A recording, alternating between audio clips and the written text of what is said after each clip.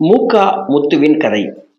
உலகத்திற்கே அதிபதியாக இருந்தாலும் ஒரு பிள்ளை நினைத்தால் ஒருவரது சாம்ராஜ்யத்தையே வீழ்த்திவிட முடியும் என்பதற்கு பலர் எடுத்துக்காட்டாக உள்ளனர்.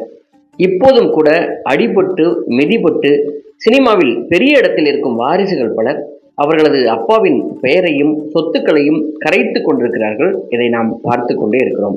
இதற்கு முன்னாள் முதல்வர் மறைந்த திமுக தலைவர் கலைஞர் அவர்களின் வாரிசு மட்டும் விதிவிலக்கா என்ன?